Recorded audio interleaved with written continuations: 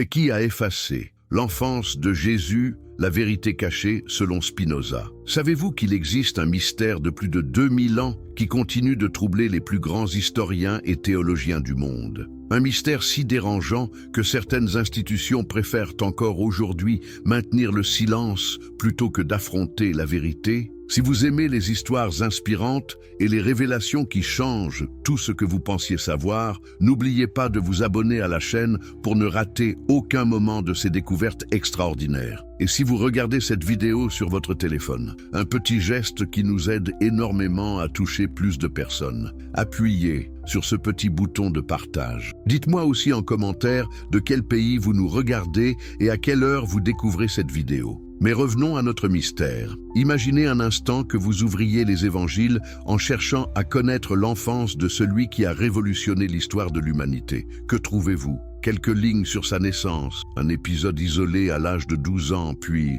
le néant. 33 années de vie, et nous ne savons pratiquement rien de ces 30 premières années. N'est-ce pas étrange pour quelqu'un censé être le personnage le plus important de l'histoire occidentale? Cette énigme a tourmenté un homme extraordinaire du XVIIe siècle, Baruch Spinoza, un philosophe dont les idées révolutionnaires ont failli lui coûter la vie. Aujourd'hui, nous allons découvrir ensemble ce que Spinoza a vraiment découvert sur cette mystérieuse disparition de l'enfance de Jésus. Et pourquoi cette vérité continue de déranger les autorités religieuses 3 siècles plus tard. Le mystère qui dérange depuis 2 millénaires. Pourquoi les évangiles officiels sont-ils si avares de détails sur l'enfance et la jeunesse de Jésus? Cette question a hanté les esprits curieux depuis les premiers siècles du christianisme. Mais ce que la plupart des gens ignorent, c'est qu'il existait autrefois des dizaines de récits détaillés sur ces années perdues. Où sont-ils passés? Qui a décidé de les faire disparaître? L'histoire commence véritablement au IIe siècle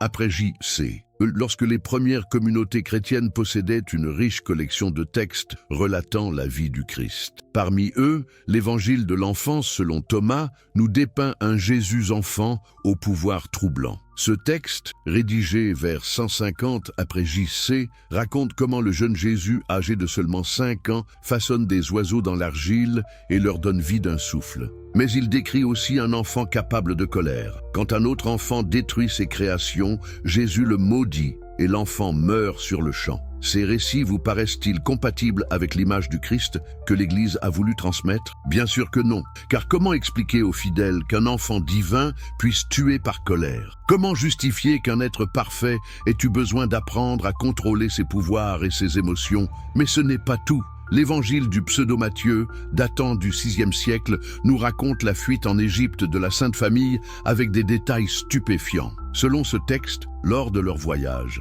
la famille s'arrête sous un sycomore et l'arbre s'incline spontanément pour offrir ses fruits à Marie. Plus loin, quand ils rencontrent des brigands, ceux-ci sont immédiatement subjugués par la beauté de l'enfant et décident de les protéger plutôt que de les détrousser. Ces histoires vous semblent-elles trop merveilleuses pour être vraies? C'est exactement ce qu'ont pensé les autorités ecclésiastiques. Mais la vraie question est, pourquoi ces récits ont-ils été créés s'il n'y avait rien à raconter sur l'enfance de Jésus? N'est-il pas plus logique de penser qu'il existait des traditions orales, des souvenirs, des témoignages qui ont inspiré ces textes? L'évangile arabe de l'enfance pousse l'audace encore plus loin. Il raconte comment, durant l'exil en Égypte, l'enfant Jésus guérit instantanément un jeune homme possédé par Satan, simplement en étant placé dans le même lit que lui. Le texte précise que l'enfant Jésus parlait déjà dans son berceau et expliquait à sa mère la nature de sa mission divine. Mais voici le plus troublant.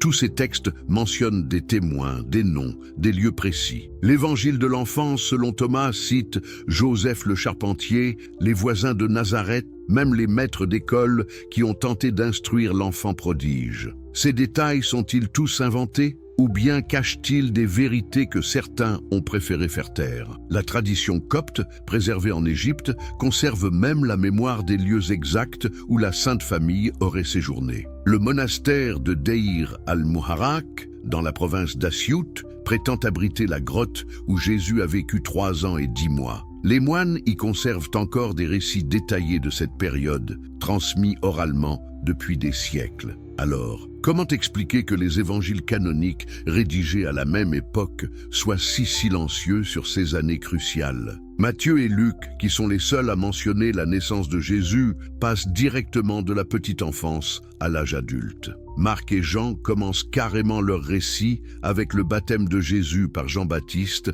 quand il a déjà 30 ans. Cette divergence ne vous paraît-elle pas suspecte? Comment les auteurs des évangiles canoniques auraient-ils pu ignorer les traditions qui circulaient dans les communautés chrétiennes primitives, à moins qu'ils n'aient délibérément choisi de les ignorer? La révolution Spinoza. Quand la raison défie le sacré. Au XVIIe siècle, dans la République des Provinces-Unies, un jeune homme d'origine judéo-portugaise va bouleverser à jamais notre compréhension des textes religieux. Baruch Spinoza, né en 1632 à Amsterdam, grandit dans une famille de marchands séfarades qui avaient fui l'Inquisition espagnole. Mais savez-vous ce qui a poussé ce brillant étudiant de la Torah à remettre en question non seulement sa propre religion, mais l'ensemble des croyances religieuses de son époque? Tout commence en 1656, quand Spinoza n'a que 24 ans. La communauté juive d'Amsterdam prononce contre lui le Hérem, l'excommunication la plus sévère de l'histoire du judaïsme européen. Pourquoi une telle violence? Parce que le jeune homme a osé appliquer sa raison aux textes sacrés et en tirer des conclusions qui terrifient les autorités religieuses. Spinoza a découvert quelque chose de révolutionnaire. Les textes religieux ne sont pas des révélations divines immuables, mais des productions humaines, écrites par des hommes, pour des hommes, dans des contextes politiques et sociaux précis. Cette découverte ne va-t-elle pas changer à jamais notre façon de comprendre l'histoire du christianisme primitif? En 1670, Spinoza publie anonymement son traité théologico-politique, un ouvrage si scandaleux qu'il sera immédiatement interdit dans la plupart des pays européens. Mais que contient donc ce livre pour provoquer une telle panique? Et Spinoza y développe une méthode d'analyse historico-critique qui va droit au cœur du problème. Comment distinguer dans les textes religieux ce qui relève de l'histoire authentique de ce qui appartient à la construction mythologique?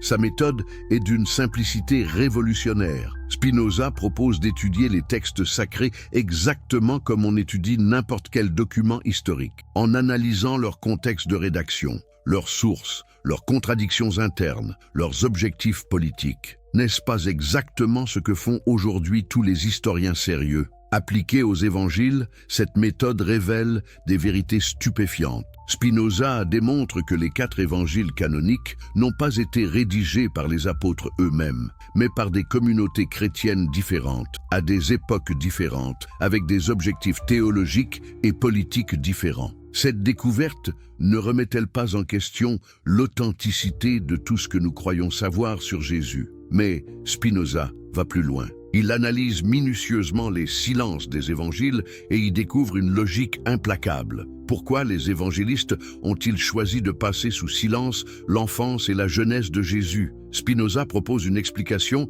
qui va faire trembler les fondements du christianisme. Ces années ont été effacées parce qu'elles contredisaient l'image que les premières communautés chrétiennes voulaient donner du Christ. Selon Spinoza, Jésus était un homme exceptionnel, doué d'une intelligence et d'une sagesse remarquables, mais un homme néanmoins. Or, comment un homme, même exceptionnel, peut-il naître avec une connaissance parfaite de sa mission divine? Comment peut-il échapper aux apprentissages, aux erreurs, aux hésitations qui caractérisent toute existence humaine? La vérité que Spinoza a découverte est troublante. Si l'enfance de Jésus avait été racontée de manière authentique, elle aurait révélé un processus d'apprentissage, de maturation, de recherche spirituelle qui aurait fait de lui un être humain comme les autres, certes exceptionnel, mais humain. Cette humanité n'était-elle pas incompatible avec le dogme de la divinité du Christ que les autorités ecclésiastiques étaient en train de construire? Spinoza révèle ainsi les véritables raisons de l'effacement. Les récits authentiques de l'enfance de Jésus montraient un enfant qui grandissait, apprenait, se trompait parfois, découvrait progressivement sa voie. Ces récits humanisaient trop le personnage pour les besoins de la construction théologique en cours. Mais savez-vous ce qui est le plus troublant dans l'analyse de Spinoza? Il démontre que cette opération d'effacement n'a pas été le fruit du hasard ou de la négligence, mais le résultat d'une stratégie délibérée et méthodique. les autorités ecclésiastiques primitives ont consciemment choisi de faire disparaître certains témoignages pour préserver la cohérence de leur construction dogmatique. Cette révélation ne vous paraît-elle pas d'une actualité brûlante? Combien d'autres vérités historiques ont-elles été ainsi effacées ou déformées pour servir des intérêts institutionnels? Spinoza nous apprend que la vérité historique et la vérité religieuse officielle ne coïncident pas toujours et que c'est souvent la première qui doit céder face à la seconde.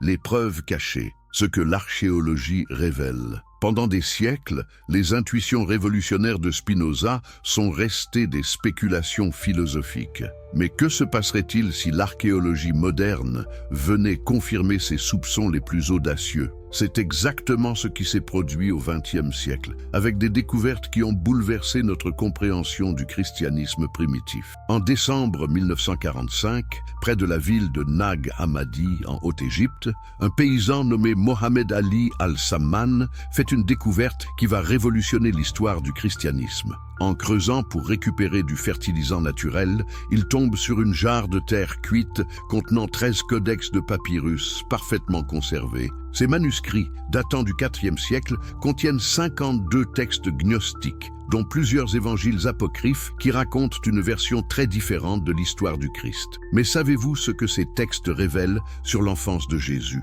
L'évangile de Philippe, découvert à Nag Hammadi, mentionne que Jésus a été initié aux mystères égyptiens durant son séjour en Égypte. Le texte précise que cette initiation a eu lieu quand il était encore enfant et qu'elle a duré plusieurs années. N'est-ce pas exactement ce que Spinoza avait supposé? Une période de formation et d'apprentissage délibérément effacée de l'histoire officielle. L'évangile de Thomas, également découvert à Nag Hammadi, présente un Jésus qui transmet un enseignement ésotérique complexe nécessitant une longue préparation. Comment un homme pourrait-il maîtriser de tels enseignements sans avoir lui-même suivi une formation approfondie? Cette formation n'a-t-elle pas forcément eu lieu durant ces années perdues de l'enfance et de la jeunesse? Plus troublante encore, l'analyse chimique des papyrus révèle qu'ils ont été délibérément enfouis vers 367 après J.C., exactement au moment où l'évêque Athanase d'Alexandrie publie sa fameuse lettre pascale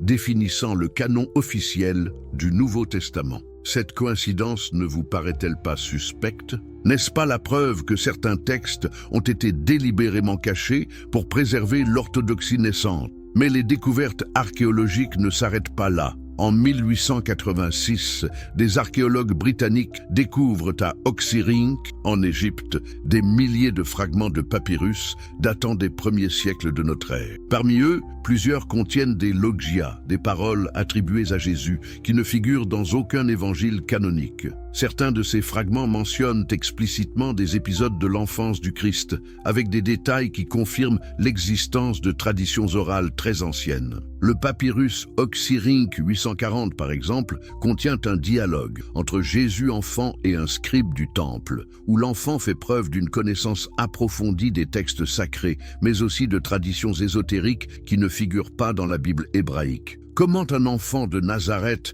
aurait-il pu acquérir de telles connaissances sans une formation spécialisée? Cette formation n'a-t-elle pas eu lieu durant ces années mystérieuses dont les évangiles canoniques ne disent rien? En 1896, la découverte du Didache, ou doctrine des 12 apôtres, révèle l'existence d'un christianisme primitif très différent de celui que nous connaissons. Ce texte, probablement antérieur aux évangiles canoniques, mentionne des traditions sur l'enfance de Jésus qui impliquent une formation initiatique complexe. Pourquoi ces traditions ont-elles disparu des textes officiels si elles étaient authentiques?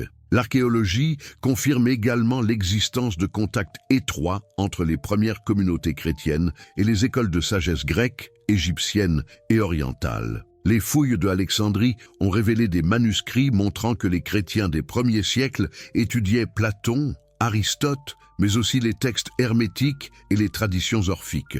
Cette ouverture intellectuelle ne suppose-t-elle pas que Jésus lui-même avait été formé dans cette tradition syncrétiste? Plus récemment, les découvertes de Qumran ont révélé l'existence d'une communauté juive très particulière, celle des Esséniens, qui pratiquaient un judaïsme ésotérique aux accents mystiques. Les manuscrits de la mer Morte montrent que cette communauté attendait un Messie enseignant qui devrait être formé dès l'enfance l'enfance selon des rites initiatiques précis. Jésus n'a-t-il pas pu être ce Messie enseignant, formé selon ses traditions secrètes? Toutes ces découvertes convergent vers une conclusion troublante. Il existait bien, dans les premiers siècles du christianisme, des traditions détaillées sur l'enfance et la formation de Jésus. Ces traditions parlaient d'apprentissage, d'initiation, de formation progressive, exactement comme l'avait supposé Spinoza. Alors pourquoi ont-elles été effacées de l'histoire officielle? La réponse se trouve dans l'analyse des enjeux politiques et théologiques du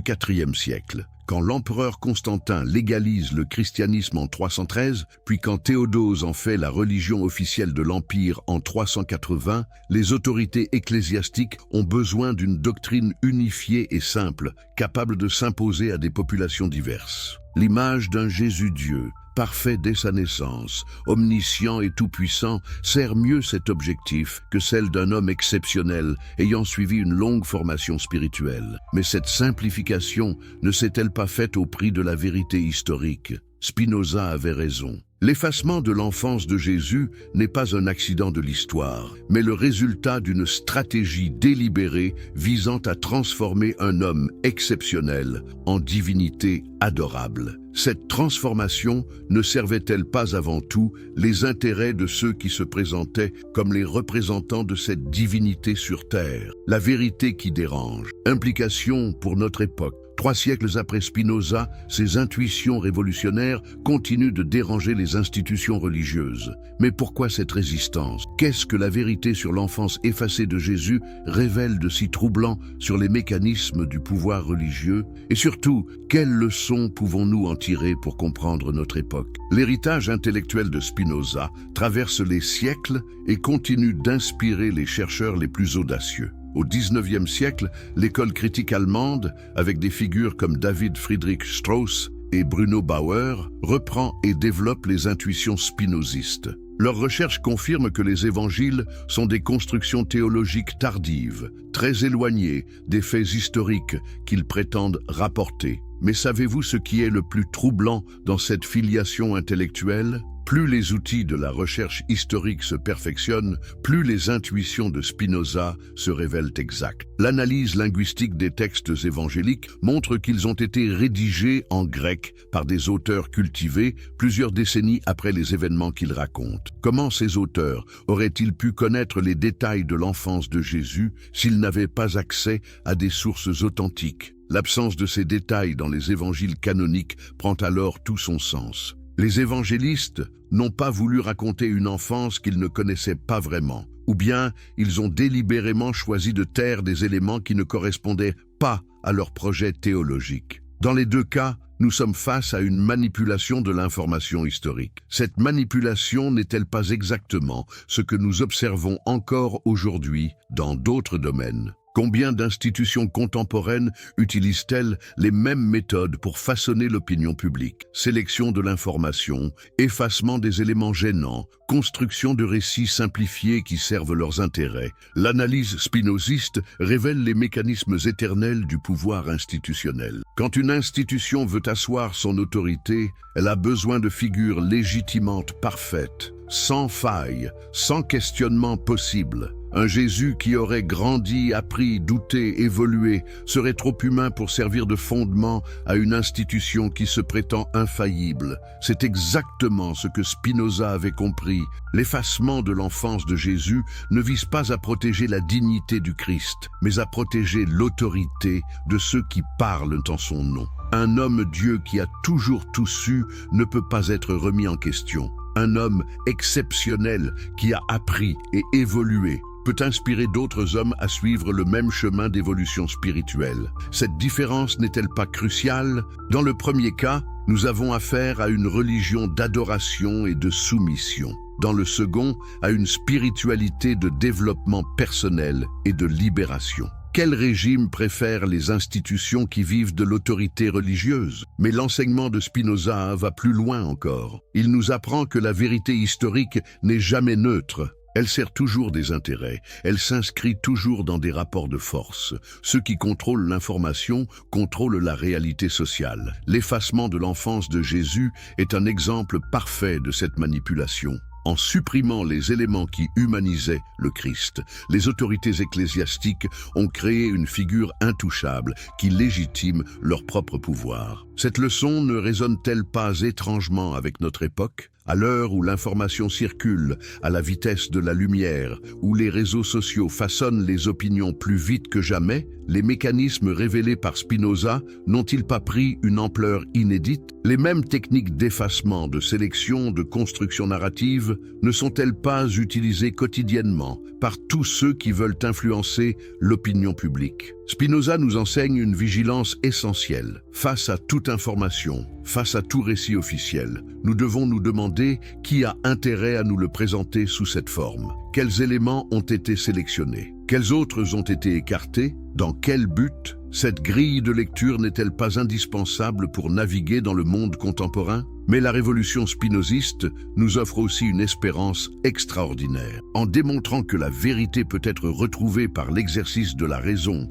même face aux manipulations les plus sophistiquées, Spinoza nous donne les outils de notre libération intellectuelle. Nous ne sommes pas condamnés à subir les récits officiels. Nous pouvons les analyser, les déconstruire, retrouver les vérités qu'ils cachent. L'histoire de l'enfance effacée de Jésus devient ainsi le symbole d'une lutte plus large, celle de la vérité contre la manipulation, de la raison contre l'autorité, de la liberté de penser contre le contrôle institutionnel. Cette lutte n'a-t-elle pas aujourd'hui une actualité brûlante? Car finalement, qui a effacé l'enfance de Jésus? Spinoza nous donne la réponse définitive. Ceux qui avaient tout à gagner à maintenir le mystère, parce que dans l'ombre et l'ignorance naît la superstition, et de la superstition naît le pouvoir. En osant appliquer la raison au texte sacré, Spinoza nous a montré que la vérité n'a pas besoin de miracle pour être bouleversante. Elle l'est déjà par sa simple existence. Le vrai scandale n'est pas que l'enfance de Jésus ait été effacée, c'est que nous ayons accepté si longtemps de ne pas poser la question. Mais maintenant que vous connaissez la vérité, que vous comprenez les mécanismes qui l'ont cachée, êtes-vous prêt à regarder d'autres vérités en face, même si elles ébranlent vos certitudes les plus profondes? Car comme le disait Spinoza, la vérité est à elle-même son propre critère, et la vérité, une fois révélée, ne peut plus être effacée. Qui a effacé l'enfance de Jésus? La vérité cachée selon Spinoza. Savez-vous qu'il existe un mystère de plus de 2000 ans qui continue de troubler les plus grands historiens et théologiens du monde? Un mystère si dérangeant que certaines institutions préfèrent encore aujourd'hui maintenir le silence plutôt que d'affronter la vérité. Si vous aimez les histoires inspirantes et les révélations qui changent tout ce que vous pensiez savoir, n'oubliez pas de vous abonner à la chaîne pour ne rater aucun moment de ces découvertes extraordinaires. Et si vous regardez cette vidéo sur votre téléphone, un petit geste qui nous aide énormément à toucher plus de personnes. Appuyez sur ce petit bouton de partage. Dites-moi aussi en commentaire de quel pays vous nous regardez et à quelle heure vous découvrez cette vidéo. Mais revenons à notre mystère. Imaginez un instant que vous ouvriez les évangiles en cherchant à connaître l'enfance de celui qui a révolutionné l'histoire de l'humanité. Que trouvez-vous? Quelques lignes sur sa naissance, un épisode isolé à l'âge de 12 ans, puis le néant. 33 années de vie, et nous ne savons pratiquement rien de ces 30 premières années. N'est-ce pas étrange pour quelqu'un censé être le personnage le plus important de l'histoire occidentale? Cette énigme a tourmenté un homme extraordinaire du XVIIe siècle, Baruch Spinoza, un philosophe dont les idées révolutionnaires ont failli lui coûter la vie. Aujourd'hui, nous allons découvrir ensemble ce que Spinoza a vraiment découvert sur cette mystérieuse disparition de l'enfance de Jésus, et pourquoi cette vérité continue de déranger les autorités religieuses 3 siècles plus tard. Le mystère qui dérange depuis 2 millénaires. Pourquoi les évangiles officiels sont-ils si avares de détails sur l'enfance et la jeunesse de Jésus? Cette question a hanté les esprits curieux depuis les premiers siècles du christianisme. Mais ce que la plupart des gens ignorent, c'est qu'il existait autrefois des dizaines de récits détaillés sur ces années perdues. Où sont-ils passés? Qui a décidé de les faire disparaître? L'histoire commence véritablement au IIe siècle après J.C. lorsque les premières communautés chrétiennes possédaient une riche collection de textes relatant la vie du Christ. Parmi eux, l'évangile de l'enfance selon Thomas nous dépeint un Jésus enfant au pouvoir troublant. Ce texte, rédigé vers 150 après J.C., raconte comment le jeune Jésus, âgé de seulement 5 ans, façonne des oiseaux dans l'argile et leur donne vie d'un souffle. Mais il décrit aussi un enfant capable de colère. Quand un autre enfant détruit ses créations, Jésus le maudit et l'enfant meurt sur le champ. Ces récits vous paraissent-ils compatibles avec l'image du Christ que l'Église a voulu transmettre? Bien sûr que non, car comment expliquer aux fidèles qu'un enfant divin puisse tuer par colère? Comment justifier qu'un être parfait ait eu besoin d'apprendre à contrôler ses pouvoirs et ses émotions? Mais ce n'est pas tout. L'évangile du pseudo-Matthieu, datant du VIe siècle,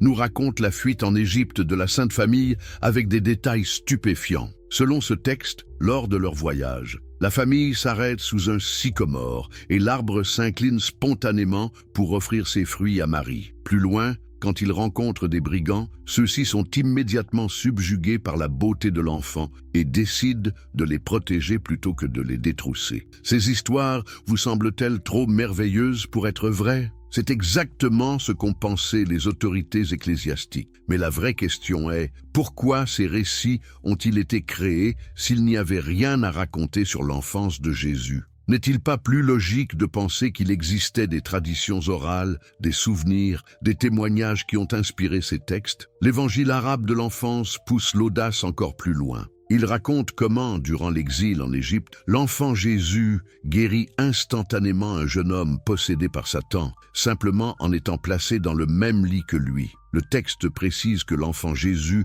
parlait déjà dans son berceau et expliquait à sa mère la nature de sa mission divine. Mais voici le plus troublant. Tous ces textes mentionnent des témoins, des noms, des lieux précis. L'évangile de l'enfance, selon Thomas, cite Joseph le charpentier, les voisins de Nazareth, même les maîtres d'école qui ont tenté d'instruire l'enfant prodige. Ces détails sont-ils tous inventés ? Ou bien cachent-ils des vérités que certains ont préféré faire taire? La tradition copte, préservée en Égypte, conserve même la mémoire des lieux exacts où la Sainte Famille aurait séjourné. Le monastère de Deir al-Muharrak, dans la province d'Assiout, prétend abriter la grotte où Jésus a vécu 3 ans et 10 mois. Les moines y conservent encore des récits détaillés de cette période, transmis oralement depuis des siècles. Alors, comment expliquer que les évangiles canoniques, rédigés à la même époque, soient si silencieux sur ces années cruciales? Matthieu et Luc, qui sont les seuls à mentionner la naissance de Jésus,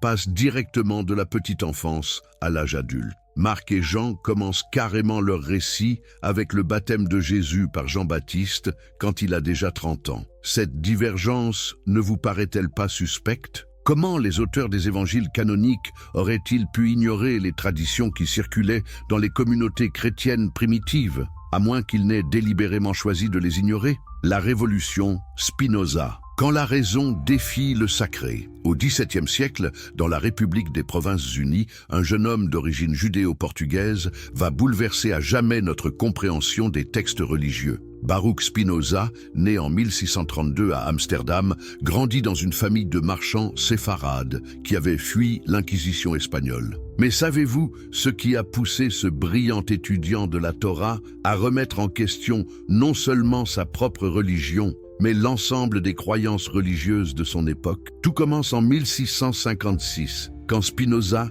n'a que 24 ans. La communauté juive d'Amsterdam prononce contre lui le Hérem, l'excommunication la plus sévère de l'histoire du judaïsme européen. Pourquoi une telle violence? Parce que le jeune homme a osé appliquer sa raison aux textes sacrés et en tirer des conclusions qui terrifient les autorités religieuses. Spinoza a découvert quelque chose de révolutionnaire. Les textes religieux ne sont pas des révélations divines immuables, mais des productions humaines, écrites par des hommes, pour des hommes, dans des contextes politiques et sociaux précis. Cette découverte ne va-t-elle pas changer à jamais notre façon de comprendre l'histoire du christianisme primitif? En 1670, Spinoza publie anonymement son traité théologico-politique, un ouvrage si scandaleux qu'il sera immédiatement interdit dans la plupart des pays européens. Mais que contient donc ce livre pour provoquer une telle panique? Et Spinoza y développe une méthode d'analyse historico-critique qui va droit au cœur du problème.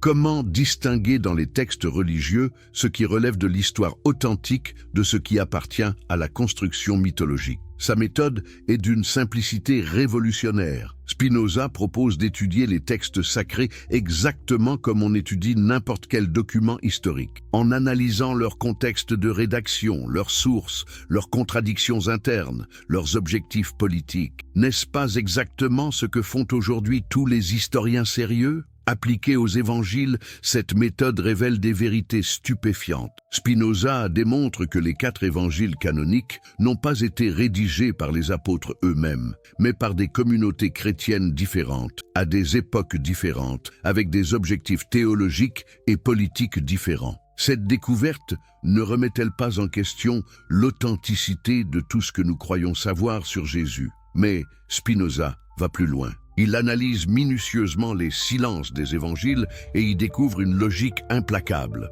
Pourquoi les évangélistes ont-ils choisi de passer sous silence l'enfance et la jeunesse de Jésus? Spinoza propose une explication qui va faire trembler les fondements du christianisme. Ces années ont été effacées parce qu'elles contredisaient l'image que les premières communautés chrétiennes voulaient donner du Christ. Selon Spinoza, Jésus était un homme exceptionnel, doué d'une intelligence et d'une sagesse remarquables, mais un homme néanmoins. Or, comment un homme, même exceptionnel, peut-il naître avec une connaissance parfaite de sa mission divine? Comment peut-il échapper aux apprentissages, aux erreurs, aux hésitations qui caractérisent toute existence humaine? La vérité que Spinoza a découverte est troublante. Si l'enfance de Jésus avait été racontée de manière authentique, elle aurait révélé un processus d'apprentissage, de maturation, de recherche spirituelle, qui aurait fait de lui un être humain comme les autres, certes exceptionnel, mais humain. Cette humanité n'était-elle pas incompatible avec le dogme de la divinité du Christ que les autorités ecclésiastiques étaient en train de construire? Spinoza révèle ainsi les véritables raisons de l'effacement. Les récits authentiques de l'enfance de Jésus montraient un enfant qui grandissait, apprenait, se trompait parfois, découvrait progressivement sa voie. Ces récits humanisaient trop le personnage pour les besoins de la construction théologique en cours. Mais savez-vous ce qui est le plus troublant dans l'analyse de Spinoza? Il démontre que cette opération d'effacement n'a pas été le fruit du hasard ou de la négligence, mais le résultat d'une stratégie délibérée et méthodique. Les autorités ecclésiastiques primitives ont consciemment choisi de faire disparaître certains témoignages pour préserver la cohérence de leur construction dogmatique. Cette révélation ne vous paraît-elle pas d'une actualité brûlante? Combien d'autres vérités historiques ont-elles été ainsi effacées ou déformées pour servir des intérêts institutionnels? Spinoza nous apprend que la vérité historique et la vérité religieuse officielle ne coïncident pas toujours et que c'est souvent la première qui doit céder face à la seconde.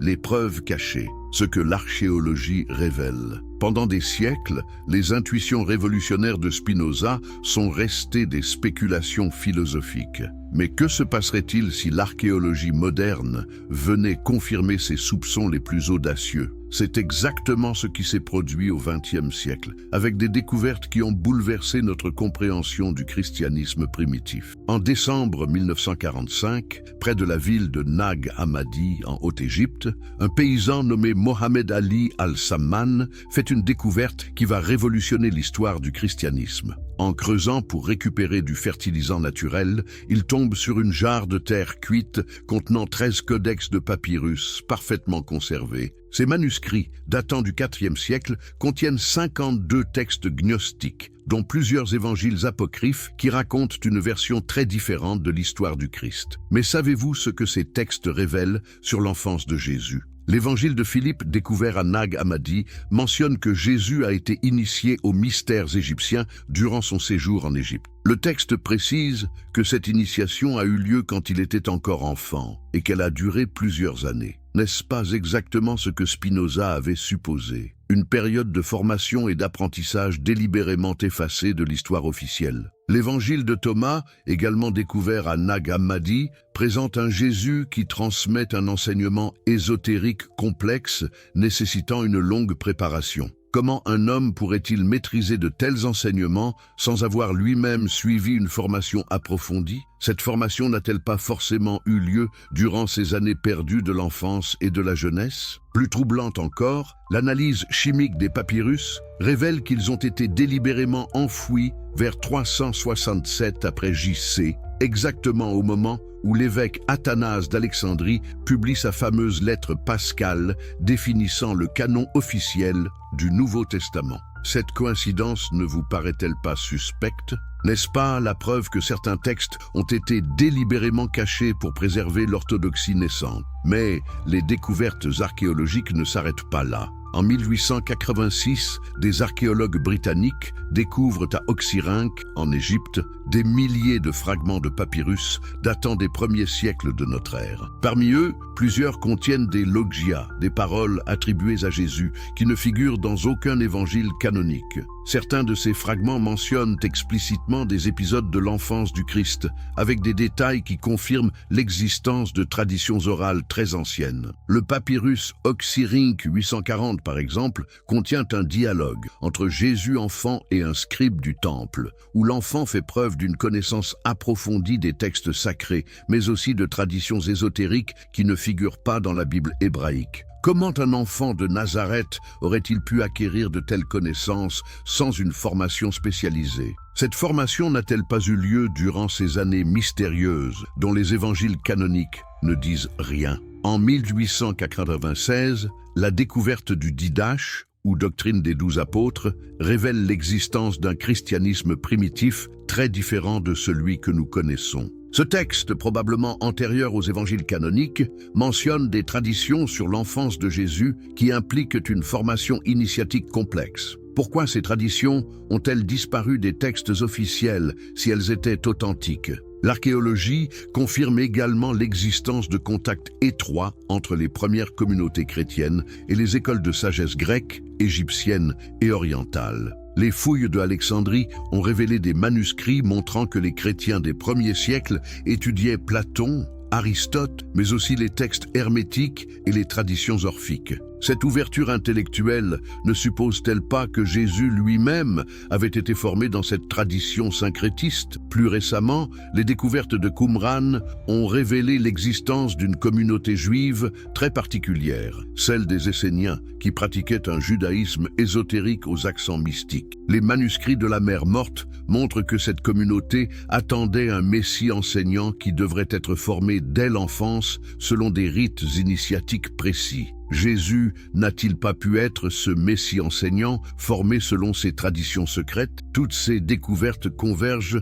vers une conclusion troublante. Il existait bien, dans les premiers siècles du christianisme, des traditions détaillées sur l'enfance et la formation de Jésus. Ces traditions parlaient d'apprentissage, d'initiation, de formation progressive, exactement comme l'avait supposé Spinoza. Alors pourquoi ont-elles été effacées de l'histoire officielle? La réponse se trouve dans l'analyse des enjeux politiques et théologiques du IVe siècle. Quand l'empereur Constantin légalise le christianisme en 313, puis quand Théodose en fait la religion officielle de l'Empire en 380, les autorités ecclésiastiques ont besoin d'une doctrine unifiée et simple, capable de s'imposer à des populations diverses. L'image d'un Jésus-Dieu, parfait dès sa naissance, omniscient et tout-puissant, sert mieux cet objectif que celle d'un homme exceptionnel ayant suivi une longue formation spirituelle. Mais cette simplification ne s'est-elle pas faite au prix de la vérité historique?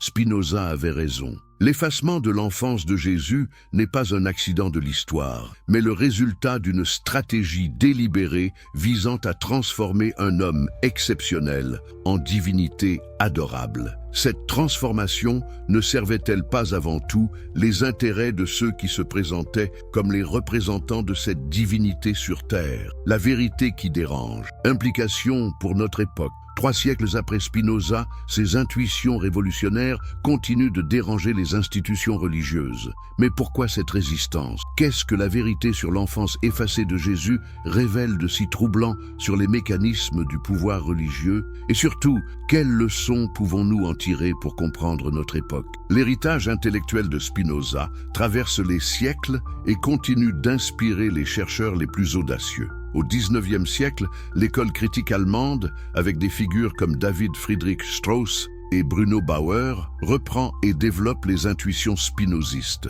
Leurs recherches confirment que les évangiles sont des constructions théologiques tardives, très éloignées des faits historiques qu'ils prétendent rapporter. Mais savez-vous ce qui est le plus troublant dans cette filiation intellectuelle? Plus les outils de la recherche historique se perfectionnent, plus les intuitions de Spinoza se révèlent exactes. L'analyse linguistique des textes évangéliques montre qu'ils ont été rédigés en grec par des auteurs cultivés plusieurs décennies après les événements qu'ils racontent. Comment ces auteurs auraient-ils pu connaître les détails de l'enfance de Jésus s'ils n'avaient pas accès à des sources authentiques? L'absence de ces détails dans les évangiles canoniques prend alors tout son sens. Les évangélistes n'ont pas voulu raconter une enfance qu'ils ne connaissaient pas vraiment, ou bien ils ont délibérément choisi de taire des éléments qui ne correspondaient pas à leur projet théologique. Dans les deux cas, nous sommes face à une manipulation de l'information historique. Cette manipulation n'est-elle pas exactement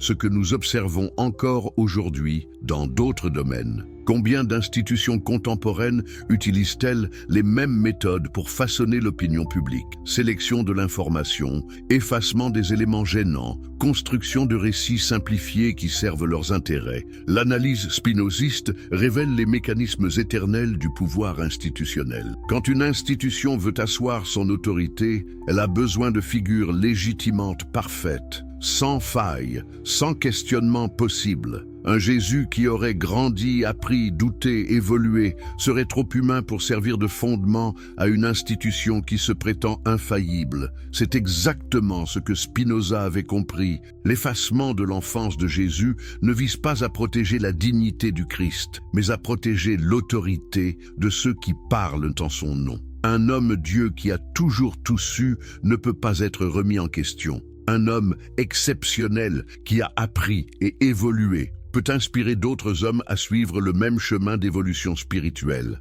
Cette différence n'est-elle pas cruciale? Dans le premier cas, nous avons affaire à une religion d'adoration et de soumission. Dans le second, à une spiritualité de développement personnel et de libération. Quel régime préfère les institutions qui vivent de l'autorité religieuse? Mais l'enseignement de Spinoza va plus loin encore. Il nous apprend que la vérité historique n'est jamais neutre. Elle sert toujours des intérêts, elle s'inscrit toujours dans des rapports de force. Ceux qui contrôlent l'information contrôlent la réalité sociale. L'effacement de l'enfance de Jésus est un exemple parfait de cette manipulation. En supprimant les éléments qui humanisaient le Christ, les autorités ecclésiastiques ont créé une figure intouchable qui légitime leur propre pouvoir. Cette leçon ne résonne-t-elle pas étrangement avec notre époque? À l'heure où l'information circule à la vitesse de la lumière, où les réseaux sociaux façonnent les opinions plus vite que jamais, les mécanismes révélés par Spinoza n'ont-ils pas pris une ampleur inédite? Les mêmes techniques d'effacement, de sélection, de construction narrative ne sont-elles pas utilisées quotidiennement par tous ceux qui veulent influencer l'opinion publique? Spinoza nous enseigne une vigilance essentielle. Face à toute information, face à tout récit officiel, nous devons nous demander qui a intérêt à nous le présenter sous cette forme. Quels éléments ont été sélectionnés? Quels autres ont été écartés? Dans quel but?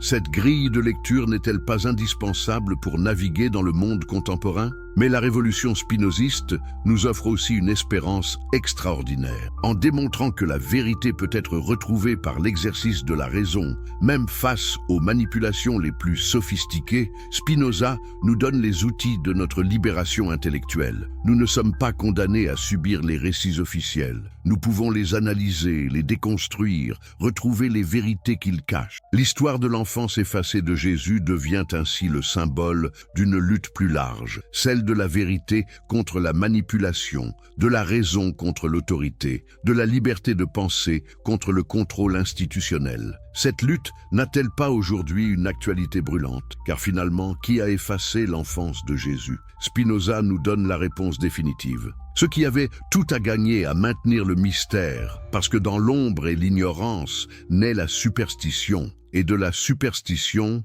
naît le pouvoir. En osant appliquer la raison au texte sacré, Spinoza nous a montré que la vérité n'a pas besoin de miracle pour être bouleversante. Elle l'est déjà par sa simple existence. Le vrai scandale n'est pas que l'enfance de Jésus ait été effacée, c'est que nous ayons accepté si longtemps de ne pas poser la question. Mais maintenant que vous connaissez la vérité, que vous comprenez les mécanismes qui l'ont cachée, êtes-vous prêt à regarder d'autres vérités en face, même si elles ébranlent vos certitudes les plus profondes? Si vous appréciez ces révélations historiques qui changent tout ce que vous pensiez savoir, n'hésitez pas à vous abonner à la chaîne pour ne manquer aucune de nos découvertes extraordinaires. Et si vous regardez cette vidéo sur votre téléphone portable, un petit geste qui nous aide énormément à toucher davantage de personnes. Partagez cette vidéo. Dites-nous aussi en commentaire de quel pays vous nous suivez et à quelle heure vous découvrez cette révélation. L'héritage révolutionnaire. Quand l'histoire confirme Spinoza. Mais que s'est-il passé après la mort de Spinoza en 1677?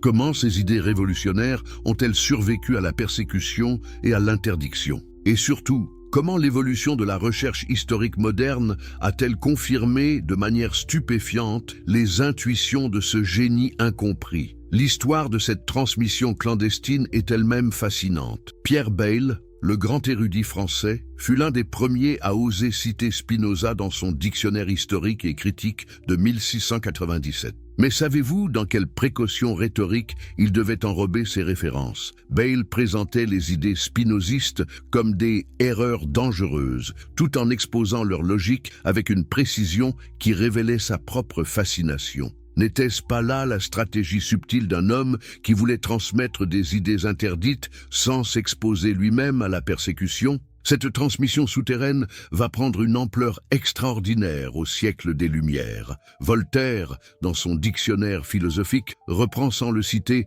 l'analyse spinoziste des contradictions bibliques. Diderot et d'Alembert, dans l'Encyclopédie, développent une méthode d'analyse critique des textes religieux qui doit tout à Spinoza, même s'ils n'osent pas toujours le reconnaître ouvertement. Mais c'est en Allemagne que l'héritage spinoziste va connaître son développement le plus spectaculaire. Gotthold Ephraim Lessing, le grand dramaturge et critique, publie en 1774-1768 les fragments d'un anonyme, texte de Hermann Samuel Reimarus, qui applique la méthode spinoziste à l'analyse des évangiles. Ces fragments provoquent un scandale retentissant, car ils osent affirmer ce que Spinoza avait déjà suggéré.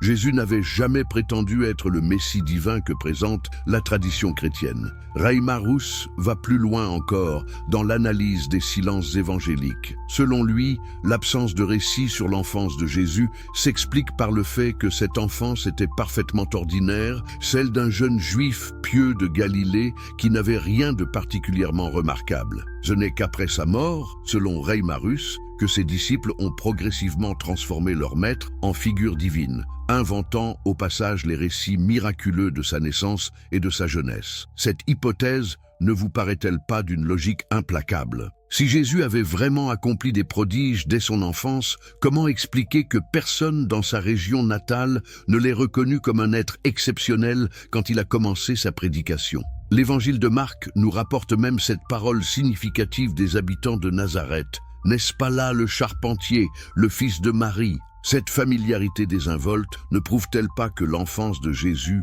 n'avait rien eu d'extraordinaire aux yeux de ceux qui l'avaient connu? Mais c'est au XIXe siècle que l'école critique allemande va porter l'héritage spinoziste à son apogée. David Friedrich Strauss publie en 1835 sa Vie de Jésus, ouvrage révolutionnaire qui applique systématiquement la méthode historico-critique aux évangiles. Strauss démontre que la plupart des récits évangéliques relèvent du mythe plutôt que de l'histoire, et que la figure du Christ, telle que nous la connaissons, est une construction théologique tardive. L'analyse de Strauss concernant l'enfance de Jésus est particulièrement éclairante. Il montre que les récits de la nativité chez Matthieu et Luc sont incompatibles entre eux, qu'ils reprennent des motifs mythologiques empruntés aux religions à mystère et qu'ils ont été manifestement composés pour répondre aux objections de ceux qui s'étonnaient de l'origine obscure du Christ. N'est-ce pas exactement ce que Spinoza avait pressenti 2 siècles plus tôt? Mais Strauss va plus loin. Il reconstitue ce qui a pu être l'enfance réelle de Jésus en s'appuyant sur nos connaissances de la société juive palestinienne du 1er siècle. Selon lui, Jésus a grandi dans une famille d'artisans modestes, a reçu l'éducation religieuse traditionnelle des enfants juifs de son époque et a probablement travaillé comme charpentier aux côtés de Joseph jusqu'à l'âge adulte. Cette reconstitution, fondée sur la méthode historique rigoureuse, ne nous donne-t-elle pas une image infiniment plus humaine et plus touchante que les récits merveilleux des évangiles apocryphes? Ferdinand Christian Bohr, disciple de Strauss, pousse l'analyse encore plus loin. Il démontre que les évangiles canoniques sont le produit de luttes théologiques complexes entre différentes factions du christianisme primitif. Le silence sur l'enfance de Jésus s'explique, selon Bohr, par le fait que les communautés pauliniennes qui ont finalement imposé leur version du christianisme ne possédaient pas de traditions authentiques sur cette période, Paul lui-même n'ayant jamais connu Jésus de son vivant. Cette explication ne jette-t-elle pas une lumière crue sur les enjeux politiques de la construction évangélique? Les récits de l'enfance qui circulaient dans les communautés judéo-chrétiennes de Palestine ont été progressivement étouffés par la version paulinienne du christianisme qui s'adressait aux populations grecques et romaines de l'Empire. Pour ces populations, l'important n'était pas l'authenticité historique des récits, mais leur capacité à rivaliser avec les mythologies divines qu'elles connaissaient déjà. Au XXe siècle, l'école de l'histoire des formes, avec des figures comme Rudolf Bultmann et Martin Dibelius, va confirmer définitivement les intuitions spinozistes. Ces chercheurs démontrent que les évangiles sont composés de traditions orales distinctes, rassemblées et organisées selon des logiques théologiques précises. L'absence de récits sur l'enfance de Jésus dans les traditions les plus anciennes prouve que ces récits n'existaient tout simplement pas dans la mémoire des premières communautés chrétiennes. Mais savez-vous ce que cette découverte révèle de plus troublant encore? Si les premiers chrétiens, ceux qui avaient connu Jésus ou qui avaient côtoyé ses contemporains, ne conservaient aucun souvenir marquant de son enfance, c'est que cette enfance n'avait effectivement rien eu d'extraordinaire. Les récits merveilleux qui apparaissent dans les évangiles apocryphes des 2e et 3e siècles sont donc bien des créations tardives, destinées à combler un vide qui gênait les communautés chrétiennes confrontées aux objections de leurs adversaires. Cette conclusion ne confirme-t-elle pas de manière éclatante l'analyse de Spinoza? L'effacement de l'enfance de Jésus n'est pas le résultat d'une censure délibérée de récits authentiques, mais plutôt le reflet de la réalité historique. Il n'y avait tout simplement rien d'extraordinaire à raconter sur cette période. La conspiration du silence. Mécanismes éternels du pouvoir. Mais alors, si l'enfance de Jésus était effectivement ordinaire, pourquoi les autorités religieuses ont-elles maintenu ce mystère au lieu de l'admettre simplement? Pourquoi ont-elles préféré laisser proliférer les légendes plutôt que de rétablir la vérité historique? La réponse à cette question nous plonge au cœur des mécanismes éternels par lesquels le pouvoir religieux se maintient et se perpétue. L'analyse des conciles œcuméniques des premiers siècles révèle une stratégie d'une habileté redoutable. Prenons le concile de Nicée en 325. Les pères de l'Église ne se contentent pas de définir la nature divine du Christ. Ils organisent systématiquement l'effacement de tout ce qui pourrait relativiser cette divinité. Les récits d'une enfance ordinaire, d'un apprentissage progressif, d'une maturation spirituelle constituent autant de menaces pour le dogme de l'incarnation divine. Mais savez-vous comment les autorités ecclésiastiques ont procédé pour maintenir ce silence? Elles ont utilisé une technique que nous retrouvons encore aujourd'hui dans tous les systèmes de pouvoir. Elles ont transformé l'absence d'information en mystère sacré. Au lieu de dire « nous ne savons rien de l'enfance de Jésus parce qu'elle était ordinaire », elles ont déclaré « l'enfance de Jésus est un mystère divin trop profond pour être révélé aux hommes ». Cette transformation rhétorique ne constitue-t-elle pas un chef-d'œuvre de manipulation? En présentant leur ignorance comme une révérence, Les autorités religieuses ont non seulement évité les questions embarrassantes, mais elles ont même transformé ces questions en signes d'impiété. Qui oserait désormais fouiller dans l'enfance du Christ au risque de commettre un sacrilège? L'empereur Théodose, quand il fait du christianisme la religion officielle de l'Empire romain en 380, comprend parfaitement l'enjeu politique de cette stratégie. Un Jésus trop humain, trop accessible, risquerait d'inspirer d'autres hommes à suivre son exemple d'élévation spirituelle. Un Jésus-Dieu, inaccessible dans son mystère, ne peut être qu'adoré et ne menace pas l'ordre social établi. Les décrets théodosiens qui interdisent les cultes païens révèlent cette logique avec une clarté brutale. Ils ne se contentent pas d'interdire les anciennes religions, ils interdisent spécifiquement toute forme de spiritualité qui prétendrait permettre à l'homme ordinaire d'accéder par lui-même au divin. Cette interdiction ne vise-t-elle pas directement les traditions qui présentaient Jésus comme un homme ayant accompli un parcours initiatique accessible à d'autres? Au IXe siècle, saint Augustin systématise cette approche dans sa Cité de Dieu. Il développe une théologie de la grâce qui rend l'homme radicalement dépendant de l'institution ecclésiastique pour son salut. Dans cette perspective, l'idée que Jésus ait pu grandir, apprendre, évoluer spirituellement devient non seulement inutile mais dangereuse. Elle suggérerait que l'homme peut progresser par ses propres efforts vers la perfection spirituelle. N'est-ce pas exactement le même mécanisme que nous observons dans tous les systèmes totalitaires? L'autorité se légitime en créant un mythe fondateur inaccessible à la critique rationnelle, puis elle interdit toute recherche qui pourrait relativiser ce mythe. La vérité historique devient l'ennemi du pouvoir établi. Mais l'analyse des manuscrits médiévaux révèle que cette stratégie n'a pas toujours fonctionné sans résistance. Les scriptoriums monastiques conservent des traces de débats internes sur la question de l'enfance du Christ. Certains copistes ont même osé annoter les manuscrits évangéliques pour signaler les contradictions et les silences qui les troublaient. Le manuscrit de Kells, ce chef-d'œuvre de l'enluminure irlandaise du 8e siècle, contient des notes marginales particulièrement révélatrices. Un copiste anonyme y a écrit en latin « Cur de infantia Christi nihil dicitur » ou « Pourquoi ne dit-on rien de l'enfance du Christ ?» Cette question, tracée d'une main ferme dans les marges du texte sacré, ne témoigne-t-elle pas de la persistance du questionnement malgré l'interdiction officielle? Plus troublante encore, l'analyse des bibliothèques monastiques révèle que certains établissements conservaient clandestinement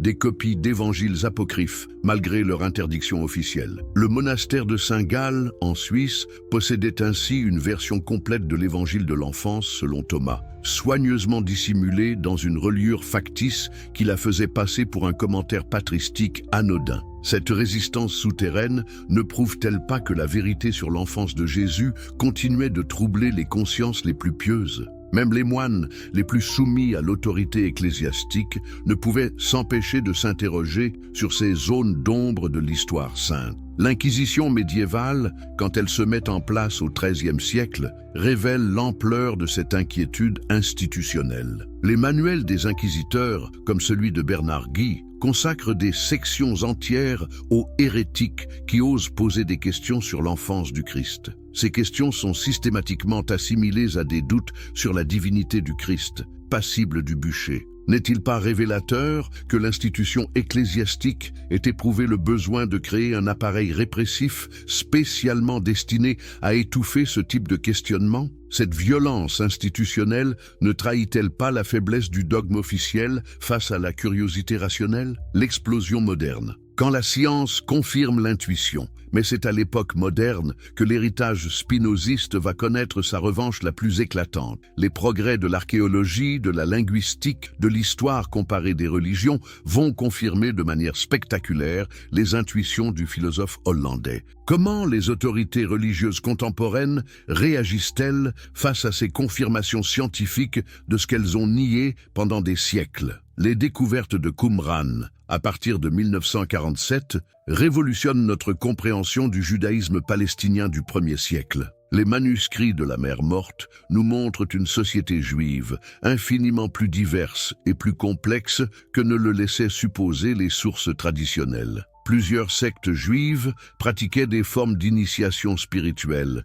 qui supposaient un long apprentissage dès l'enfance. La règle de la communauté, l'un des textes les plus importants de Qumran, décrit un processus initiatique qui commence dès l'âge de 10 ans et se poursuit jusqu'à l'âge adulte. Les candidats à l'initiation doivent maîtriser non seulement les textes bibliques, mais aussi des traditions ésotériques transmises oralement. Ce système ne ressemble-t-il pas étrangement à ce que les évangiles apocryphes suggéraient sur la formation de Jésus? Plus troublant encore, le document de Damas mentionne l'existence d'un maître de justice qui doit être formé selon des rites secrets dès sa plus tendre enfance. Cette figure messianique présente des similitudes frappantes avec le portrait de Jésus que nous livrent les textes gnostiques. Ces similitudes ne suggèrent-elles pas que Jésus a effectivement suivi ce type de formation initiatique? L'analyse linguistique des paroles de Jésus rapportées dans les évangiles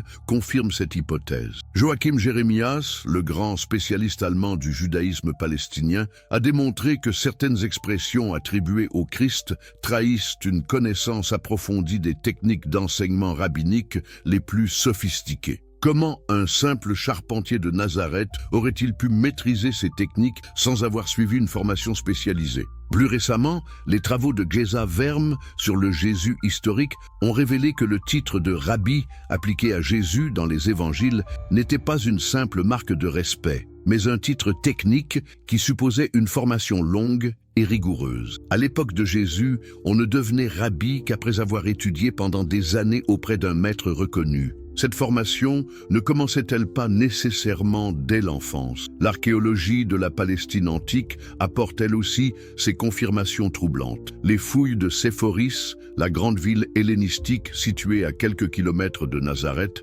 révèlent l'existence d'une culture cosmopolite où se mélangeaient influences juives, grecques et orientales. Cette proximité ne suppose-t-elle pas que le jeune Jésus a été exposé dès son enfance à des traditions spirituelles très diverses? Plus significatif encore, les fouilles de Capharnaüm ont mis au jour les vestiges d'une synagogue datant du 1er siècle, avec des inscriptions qui témoignent de la présence d'une communauté juive cultivée et ouverte aux influences extérieures. Les graffitis découverts sur les murs mentionnent des discussions théologiques complexes, des débats exégétiques sophistiqués. Cette effervescence intellectuelle ne constitue-t-elle pas le contexte idéal pour la formation d'un esprit comme celui de Jésus? Mais c'est peut-être l'épigraphie qui nous livre les indices les plus troublants. La découverte en 1961 de l'inscription de Pilate à Césarée-Maritime confirme l'historicité du procurateur romain, mais elle révèle aussi que l'administration romaine de Palestine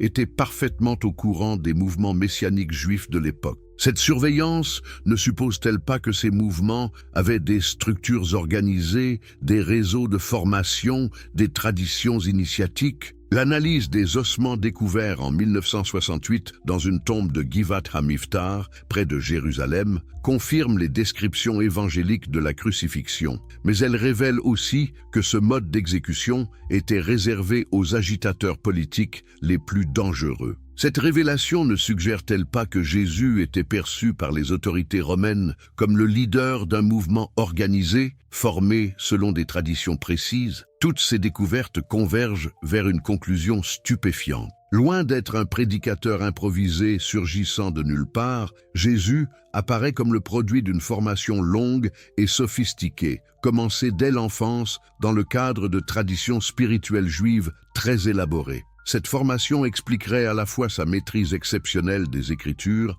et sa capacité à développer un enseignement original qui bouleverse ses contemporains. Überwiegen, la résistance institutionnelle, quand le pouvoir refuse l'évidence. Face à ces découvertes scientifiques qui confirment les intuitions de Spinoza, comment les institutions religieuses contemporaines réagissent-elles? Leur attitude révèle les mécanismes éternels par lesquels le pouvoir établi résiste à la vérité qui le dérange. Cette résistance ne nous enseigne-t-elle pas quelque chose d'essentiel sur la nature du pouvoir institutionnel? La création, en 1902, de la Commission biblique pontificale révèle l'inquiétude du Vatican face au progrès de l'exégèse critique. Cette commission a pour mission officielle de promouvoir l'étude scientifique des Écritures, mais ses premiers décrets montrent qu'elle vise surtout à encadrer cette étude pour éviter qu'elle ne remette en cause les dogmes fondamentaux. En 1907, l'encyclique Pascendi de Pie X condamne officiellement le modernisme biblique et interdit aux exégètes catholiques d'appliquer la méthode historico-critique aux textes sacrés. Cette interdiction ne constitue-t-elle pas un aveu d'impuissance face à une méthode qui révèle trop de vérités embarrassantes? Mais la résistance va plus loin encore. Le décret Lamentabili de 1907 condamne spécifiquement l'idée que la connaissance et la sainteté de Jésus ont progressé avec l'âge. Cette condamnation vise directement les exégètes qui osaient suggérer que le Christ avait pu grandir et apprendre comme tout être humain. N'est-ce pas exactement ce que Spinoza avait prédit? L'institution religieuse ne peut admettre l'humanité du Christ sans remettre en cause sa propre autorité. L'affaire Loisy, du nom de l'exégète français Alfred Loisy, excommunié en 1908, illustre parfaitement cette logique. Loisy avait osé appliquer la méthode historique à l'étude des évangiles et en avait conclu que la plupart des récits évangéliques relevaient de la construction théologique plutôt que de l'histoire authentique. Sa sanction ne prouve-t-elle pas que l'Église préfère l'erreur dogmatique à la vérité scientifique? Cette résistance ne se limite pas au catholicisme. Les églises protestantes conservatrices développent au XXe siècle une théologie fondamentaliste qui refuse par principe toute approche critique des textes bibliques. La déclaration de Chicago de 1978 affirme ainsi l'inhérence absolue des Écritures et interdit toute interprétation qui remettrait en cause leur historicité littérale. Mais cette rigidité dogmatique ne révèle-t-elle pas la fragilité des positions qu'elle prétend défendre? Si les récits évangéliques étaient vraiment authentiques, aurait-il besoin d'être protégé de l'enquête scientifique? Cette protection ne constitue-t-elle pas un aveu implicite que l'enquête révélerait des vérités dérangeantes? La création, en 1943, de l'encyclique Divino Afflant Spiritu marque un tournant apparent. Pie XII autorise enfin les exégètes catholiques à utiliser la méthode historico-critique. Mais cette autorisation s'accompagne de restrictions si strictes qu'elle vide cette méthode de sa substance. Les conclusions de la recherche ne peuvent jamais remettre en cause les dogmes définis par le magistère. Cette contradiction ne révèle-t-elle pas l'impossibilité fondamentale de concilier recherche scientifique et autorité dogmatique? Comment peut-on prétendre chercher la vérité historique tout en se soumettant par avance à des conclusions imposées par l'autorité? L'exemple du père Raymond Brown, l'un des plus grands exégètes catholiques du XXe siècle, illustre cette impossibilité. Brown démontre, avec une rigueur scientifique irréprochable, que les récits de l'enfance de Jésus chez Matthieu et Luc sont des compositions théologiques tardives sans valeur historique. Mais il se voit contraint d'ajouter que ces récits expriment des vérités de foi qui restent valables malgré leur inexactitude historique. Cette distinction entre vérité historique et vérité de foi ne constitue-t-elle pas un artifice rhétorique destiné à éviter les conséquences logiques de la recherche scientifique? Si les faits historiques contredisent les affirmations de foi, sur quoi cette foi peut-elle encore se fonder? Le cas de Hans Küng, théologien suisse dont la licence d'enseigner la théologie catholique est retirée en 1979, montre les limites de cette tolérance apparente. Küng avait osé tirer les conclusions logiques de l'exégèse moderne et remettre en cause l'infaillibilité pontificale. Sa sanction ne prouve-t-elle pas que l'Église tolère la recherche scientifique tant qu'elle ne menace pas les fondements de son pouvoir? L'actualité brûlante, les leçons pour notre époque. Mais pourquoi cette histoire, vieille de 3 siècles, garde-t-elle une actualité si brûlante? Que nous enseigne l'effacement de l'enfance de Jésus sur les mécanismes de manipulation de l'information dans nos sociétés contemporaines? Les techniques révélées par Spinoza ne sont-elles pas utilisées quotidiennement par tous ceux qui veulent contrôler l'opinion publique? L'ère d'Internet et des réseaux sociaux a paradoxalement confirmé la modernité de l'analyse spinoziste. Jamais l'information n'a circulé aussi vite, mais jamais non plus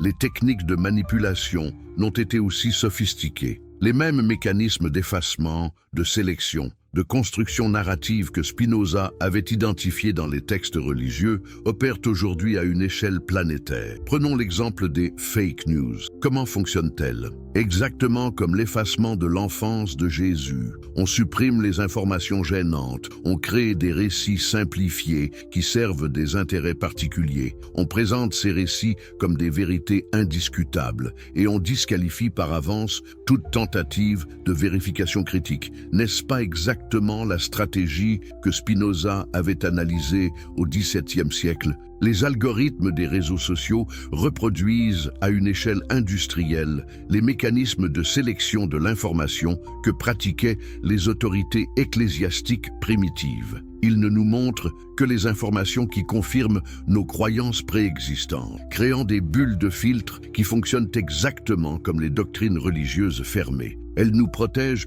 de toute information qui pourrait remettre en cause nos certitudes. Cette analogie ne vous paraît-elle pas troublante?